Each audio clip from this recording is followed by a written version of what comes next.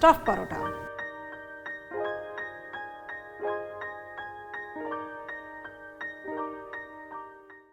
જય Jinendra, welcome to Sanjeev Kapoor ખજાનો. હું છું અમીષા. આજે હું આપ સૌ માટે લાવી છું જૈન રેસિપીનો ખજાનો. નોર્મલી ઘણા બધી જગ્યાએ આલુ પરોઠા, મૂલી પરાઠા, બહુ બધી વેરાયટી સાંભળવા મળે છે, પણ આપણા જૈનોમાં પણ ઘણી બધી વેરાયટી બને છે. આપણે પણ અહીંયા બટેકાની જગ્યાએ કાચા કેળાનો ઉપયોગ કરીને કોઈ પણ વાનગી ઇઝીલી બનાવી શકીએ છીએ.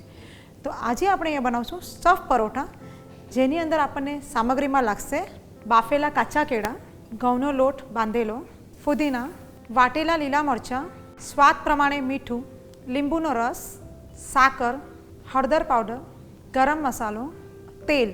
આપણે અહીંયા સ્ટફ પરોઠા બનાવીએ છીએ, જે સવારે બ્રેકફાસ્ટમાં પણ તમે યુઝ કરી શકો છો અને જમવામાં, ડિનરમાં, સાંજે જમવામાં પણ તમે કોઈ દાલ મખની છે કે કોઈ પણ ગ્રેવીવાળી સબ્જી સાથે આ સ્ટફ પરોઠા બનાવી શકો છો. તો આપણે અહીંયા જે આ કાચા કેળાનું પૂરણ છે એની અંદર પહેલાં આપણે બધો મસાલો નાખી દઈશું, જેનાથી જે સ્ટફિંગ થશે એ થોડું ગળપણ, ખટાશ અને થોડી તીખાશવાળું હશે.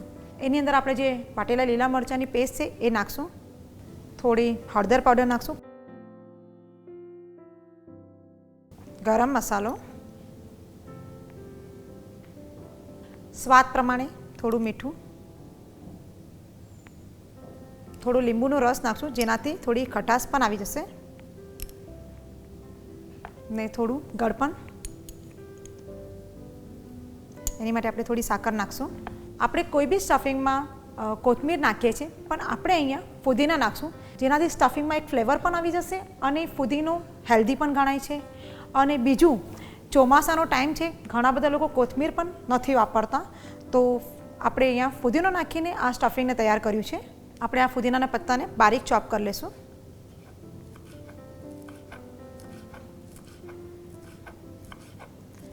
વરસાદનો સમય છે, ઘણી બધી જગ્યાએ અત્યારે વરસાદ પડી રહ્યો છે, એમાં ફુદીનો દવાનું પણ કામ કરે છે. આ આપણું બધો જ મસાલો સ્ટફિંગની અંદર થઈ ગયો છે. હવે આપણે એને પ્રોપર મિક્સ કરી લઈશું. આ આપણું બધો જ મસાલો આ સ્ટફિંગમાં મિક્સ થઈ ગયો છે. વાહ, આમાં તો સરસ મજાની ફુદીનાની ફ્લેવર પણ આવી ગઈ છે, થોડું ગળપણ પણ છે, સરસ મજાની તીખાશ છે. આ રીતે આપણે બધા જ જે સ્ટફિંગ છે તૈયાર કરી લઈશું, તાકી જ્યારે સ્ટફિંગ પરાઠા બનાવે તો આપણને વાર ન લાગે અને ઇઝીલી જલ્દી બની જાય. આપણે ઘઉંનો લોટ અહીંયા બાંધીને મૂક્યો છે. પહેલાં આપણે એક રોટલી બનાવી લઈએ.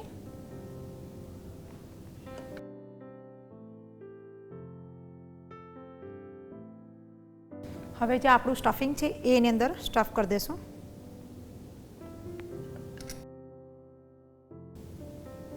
આ રીતે આપણે એને ફોલ્ડ કરી દઈશું.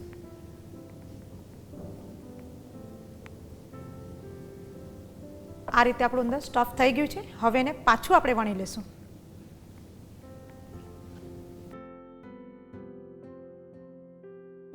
આ રીતે આપણે બીજા બધા પણ સ્ટફ પરાઠા વણી લઈશું. આ આપણા સ્ટફ પરાઠા વણાઈ ગયા છે. આપણે ગેસ ચાલુ કરી દઈએ.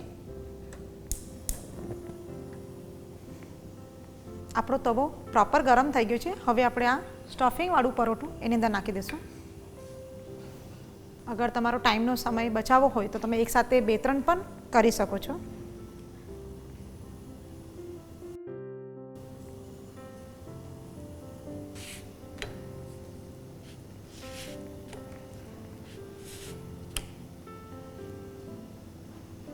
હવે આપણે એની ઉપર હલકો મસ્તું, તમે ચાહો તો તેલ, ઘી, આઈધર તમે ફ્રેશ માખણ ઘરમાં બનાવ્યું હોય તો એનાથી પણ આને તળી શકો છો. આપણે પહેલાં પણ અહીંયા જૈન બટર બનાવી ચૂક્યા છે, તો તમે એવું બટર પણ ઘરમાં બનાવીને એનાથી આપણે તળી શકીએ છીએ. અને આ રીતે આપણે પ્રોપર ગુલાબી થાય ત્યાં સુધી એને શેકતા રહીશું. તમે જોઈ રહ્યા છો ત્યાં સુધી આ સરસ મજાનો કલર પણ આવી ગયો છે. આપણું સ્ટફ પરોઠું તૈયાર પણ થઈ ગયું છે.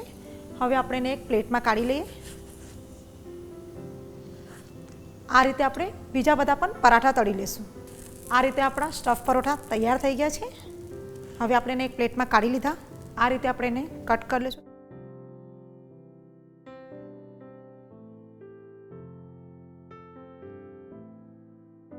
આ રીતે આપણું પરોઠું અંદરથી સ્ટફિંગ પ્રોપર થયેલું છે. ફુદીનાની ફ્લેવર છે એટલે અને થોડી ગળપણ ખટાશ છે, તો ખાવાની પણ ખૂબ જ સરસ મજા આવશે. આ આપણા જૈન સ્ટફ પરોઠા તૈયાર થઈ ગયા છે. અંદર થોડી ગળપણ છે, ખટાશ પણ છે, ફુદીનાની ફ્લેવર તો ખૂબ જ સરસ મજાની છે. સાથે અગર જો ઠંડુ દહીં હોય તો ખાવાની ખૂબ જ મજા આવશે.